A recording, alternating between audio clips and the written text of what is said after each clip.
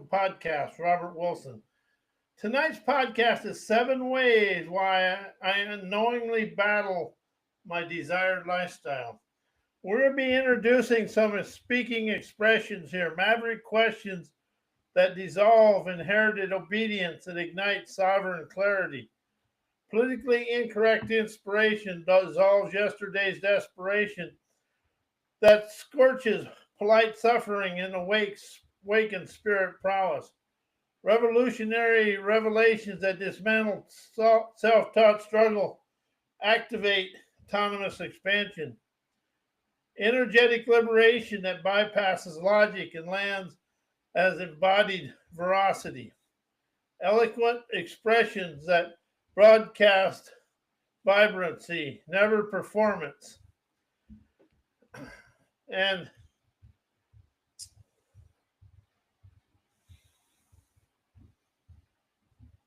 as I'm awakened and aware, I used to think my dream life was just out of reach, blocked by circumstance, timing, or luck.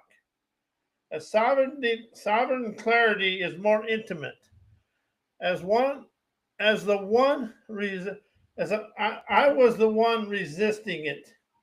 Never consciously, never maliciously, yet through inherited scripts of, of ego reflexes and survival mode mindsets, passed down like scarecrows, passed down like sacred vows from yesterday, my parents, and my subconscious mind.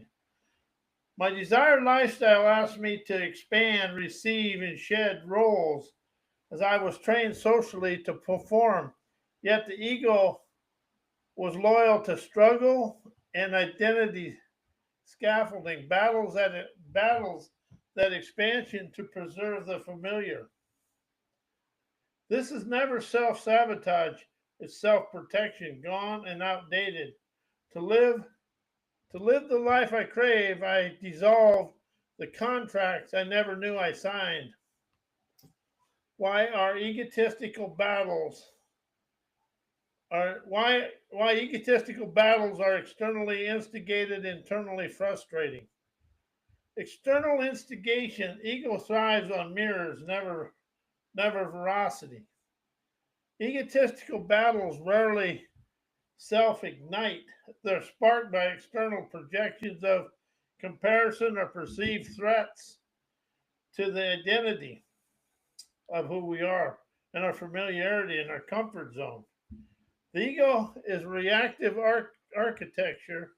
It needs a stage, an audience, and a rival. Without external friction, there's no fuel. Without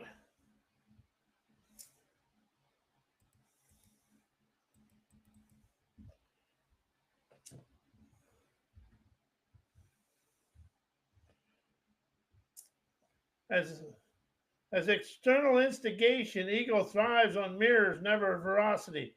Egotistical battles rarely self-ignite. They're sparked by external projection of comparisons and perceived threats to identity. The ego is a reactive architecture. It needs to stage an audience, a revival. Without external friction, the ego has zero fuel. The battles are often defenses, never performative defenses, never authentic expressions. They're scripted by societal roles, status games, and inherited programming.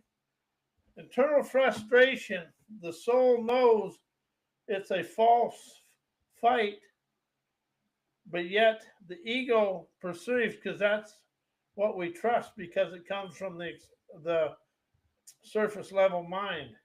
Deep down, the inner self senses the futility. The clash feels hollow because it's never about truth, it's about image. The frustration arises from energetic dissonance. The body knows it's misaligned, yet the ego insists on winning. And that's why the inner dialogue keeps repeating whatever the ego says. It's like arguing in a costume. The mask fights as the underneath aches for resonance, liberation, and expansion, never dominance. Liberation blocked Liberation blocked the ego's battles, trapped trapped trapped clarity in trapped clarity in loops. These conflicts jam the transmission of clarity. The loop in defense, justification, or projection keeps rotating the inner dialogue and all the emotions and everything that goes with that dialogue. The ego resists surrender because surrender feels like annihilation, yet it's actually liberation. Internally, it's maddening because the battle blocks the flow the soul craves, flow like lungs crave the breath of fresh air. 7 ways why I knowingly battle my, my desired lifestyle. I mis I mistook expansion for ego death. My desired lifestyle demands shedding role scripts and survival identities. As the ego clings to the known, even if it's a cage, fearing that stepping into more means losing what it calls me. And see, that's the thing about the ego. It thinks, it never listens. Mine does anyway. I sabotage ease because I was trained to earn struggle. Feels suspicious. Flow feels unearned, and I battle the lifestyle I crave because inherited programming taught me joy must be justified, never received of ease. And see, the thing is, we receive all the good in our life, but yet we stay away from it because it's not understood by the conscious mind. I resist alignment because it exposes my false contracts. Living my desired life would mean breaking loyalty to ancestral scarcity, culture, obedience, and internalized control. The battle is never with the lifestyle, it's with the scripts I was taught to protect myself and the scripts I taught myself. Why I unknowingly egotistical battle fresh experiences. The ego mistrusts what it didn't script. Fresh experiences pulse with unpredictability, unrehearsed and uneducated, and unalienable expansion. The ego trained to control outcomes sees spontaneity as a threat, never opportunity. So it battles the fresh to preserve the illusion of mastery. I resist freshness because it exposes my outdated identity, scaffolding. My fresh experiences demand fresh versions of me. As the ego clings to familiar roles, even when they're caged, it fights the upgrade to protect the persona it spent years performing. I sabotage the fresh because it dissolves my inherited logic. Fresh experiences bypass conditioned thinking and awaken felt veracity. Veracity is I never lied to myself, and it's a higher frequency of truth. The ego the ego's built on inherited scripts, fears this disillusion, so it battles the unfamiliar to stay loyal to the known. Why is poverty consciousness my unknown egotistical battle? Poverty consciousness flatters the ego with false nobility. The ego secretly clings to struggle as virtue, equating lack with humility and sacrifice with worth. And they sacrifice your sovereign worth. It battles abundance Never out of fear, but out of pride, mistaking suffering for spiritual superiority.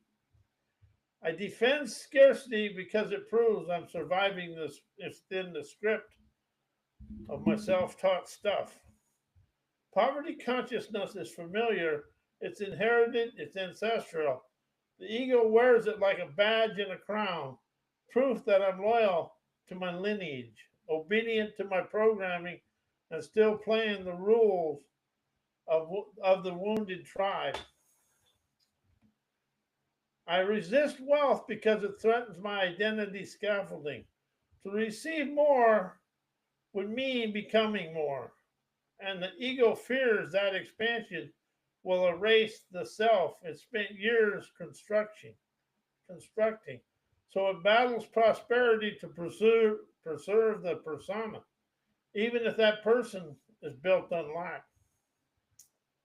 Why poverty consciousness is inherited from my parents and ancestral mode mindsets. Scarcity was a safety strategy. Your ancestors didn't choose poverty consciousness, they survived through it. In a world of limited access and systematic suppression, frugality become wisdom, and lack become loyalty. You inherited their caution as a code. Survival code mindsets were passed down as sacred truths. Don't ask for too much, play it safe, be grateful for crumbs. These weren't just phrases, they were protective spells. Your parents echoed them never to limit you, but to shield you from the risks they couldn't afford to take. Poverty consciousness became a loyalty contract. To dream bigger than your lineage feels like betrayal. The ego defends inherited struggle as identity, fearing the abundance will erase your roots. So you battle prosperity to stay faithful to your tribe's pain and your egotistical pain. While all life battles are internally moving externally. The outer war is just a mirror of the inner unrest. Every external struggle, whether with money, relationships, or purpose, echoes an internal conflict, a belief, a fear, or a forgotten truth. The battlefield is never in the external, it's in the mind's maze and the soul's silence.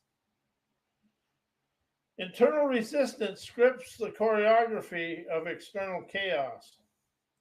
Unresolved emotion, inherited mindsets, and ego reflexes quietly direct the drama outside of what looks like circumstances, often a projection of what hasn't yet been liberated.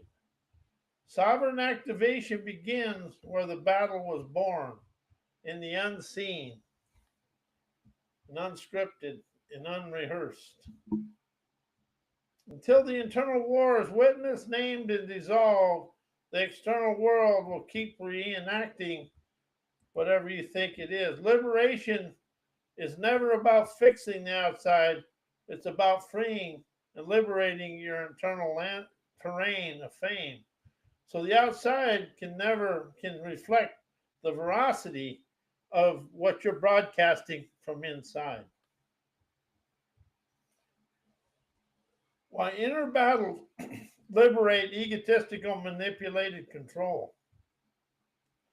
Inner battles expose the ego's hidden contracts that unveil the silent agreements we made with fear, obedience, and inherited scripts. Once seen and exposed, these contracts lose power and the ego's grip begins to dissolve. Once you admit you encompass that, the liberation comes forward. Inner battles interrupt the ego's control choreography. The ego thrives on manipulation through logic, identity, and performance. Inner conflict disrupts its rhythm, forcing it to confront the veracity it was trained to avoid. Control is never clarity. Inner battles awaken the sovereign signals beneath the ego's mask. As the war within intensifies, the manipulated self begins to crack, and what emerges is never of chaos, it's enlightened clarity. The ego loses its throne and the soul begins to broadcast without distortion. Why inner battles are energetic liberation. Inner battles burn the scaffolding of inherited identity. They ignite friction and contradiction between who you were scripted to be and who you are authentically expressing yourself. The tension is never dysfunction. It's the fire that melts the false roles, unveiling the raw, untamed signals of your sovereign activation that's beneath the performance. Inner battles expose the ego's illusion of control. They crack the polished mask, unveiling the manipulated choreography of survival mode thinking. In the chaos, clarity emerges never as a concept, but as a felt veracity of liberation. The ego loses its throne, and sovereignty begins to pulse its enlightenment. Inner battles are the soul's way of claiming the mic of the here and now, expressing your revolutionary revelations. When the mind loops, the body speaks. When the ego resists, the soul insists. These battles are never setbacks. They're broadcasting an energetic liberation for you to enjoy your day.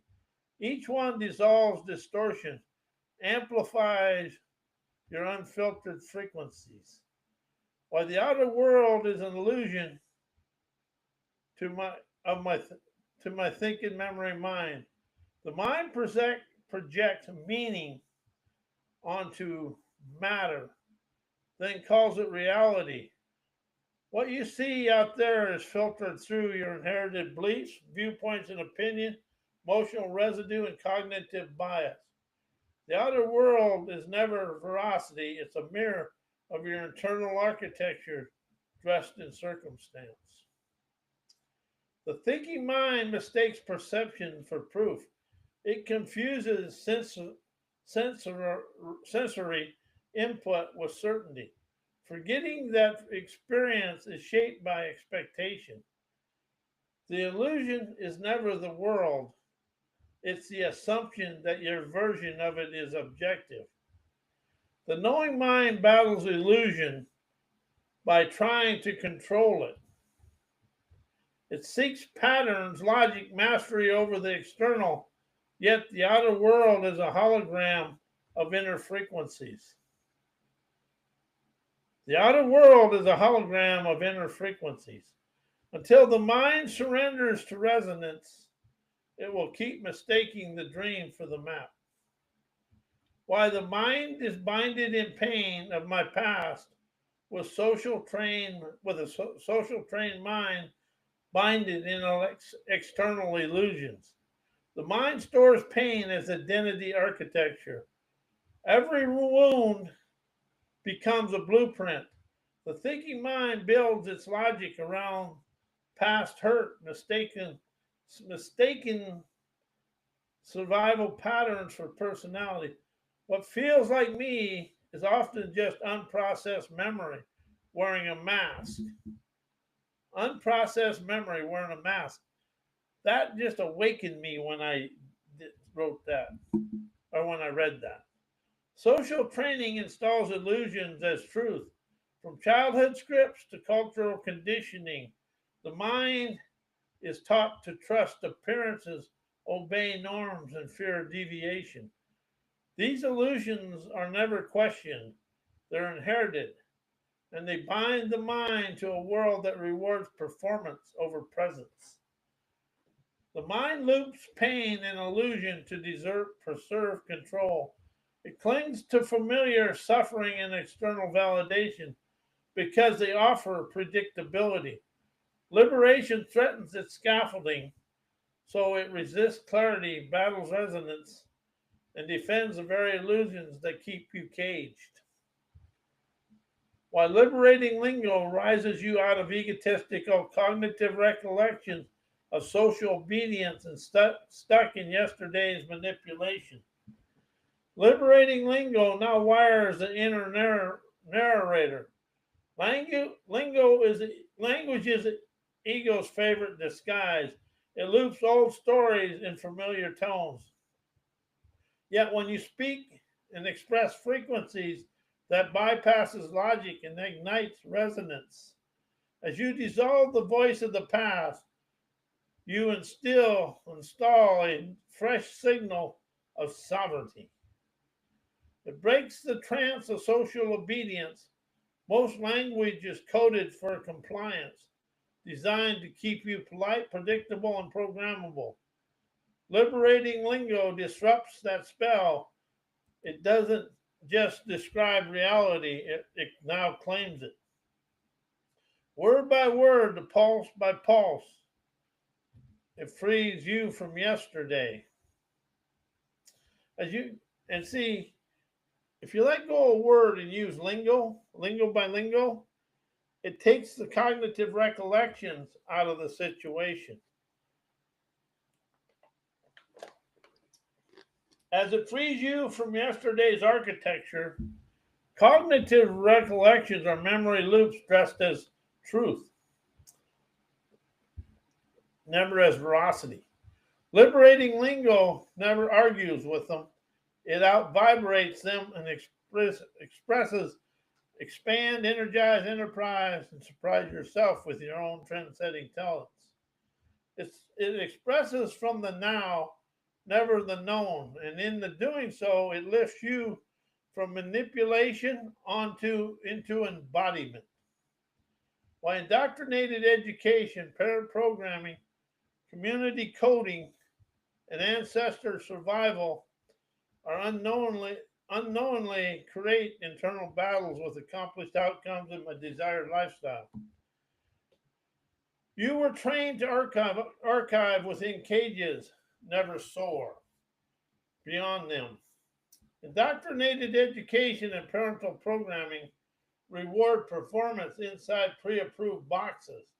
So when you begin to live your desired lifestyle, one that defies those boxes, the mind rebels, fearing exile from the systems it was built to please.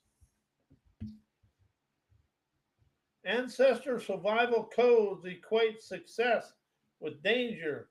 Your lineages may never your lineage may have survived by staying small and silent or self-sacrificing. Accomplishment to these codes feels like exposure.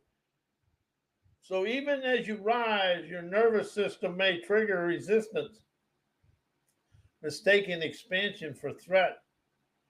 Community coding installs loyalty to struggle, never liberation. You were taught to belong through shared hardship, never sovereign joy.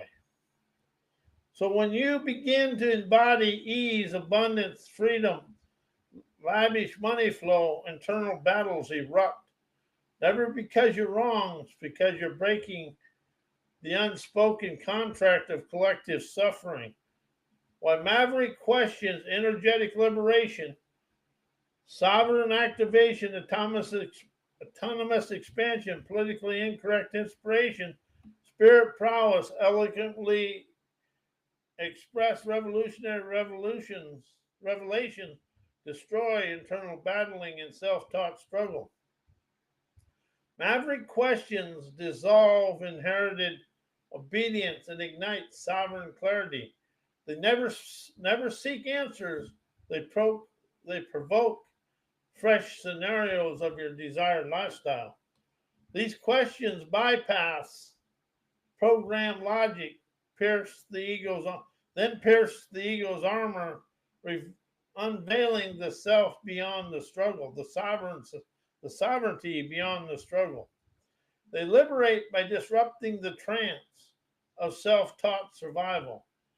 Politically incorrect inspiration shatters the illusion of polite suffering. As veracity is spoken without apology, it exposes the manipulation behind conformity. Spirit rises never through argument, but through audacity.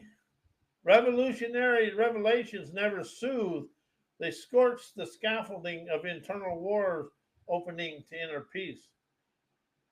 Energetic liberation activates autonomous expansion beyond identity, architecture. Once the broadcast is felt and embodied, never just understood, the battle ends. You stop trying to earn your essence. Elegant expression becomes embodiment. The struggle dissolves because the signal is no longer needed.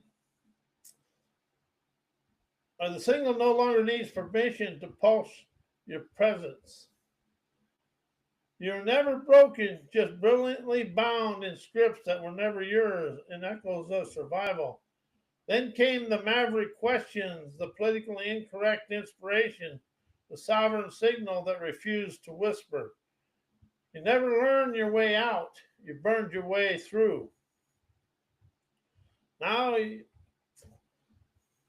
express in forthright frequencies that fracture illusion, broadcasting revelations that never ask for permission.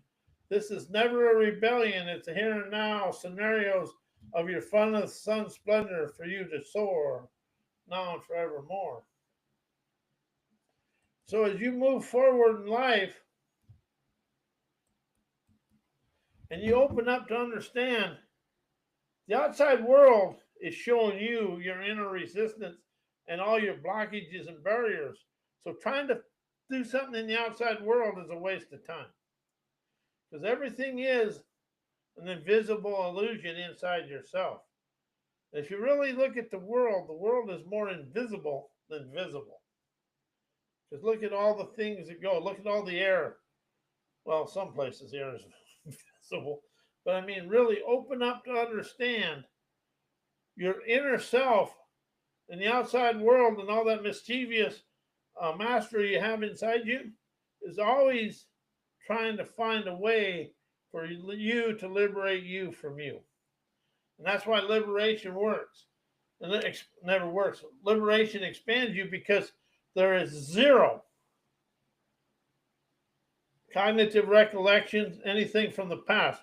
Liberation is fresh mountain air right here, right now.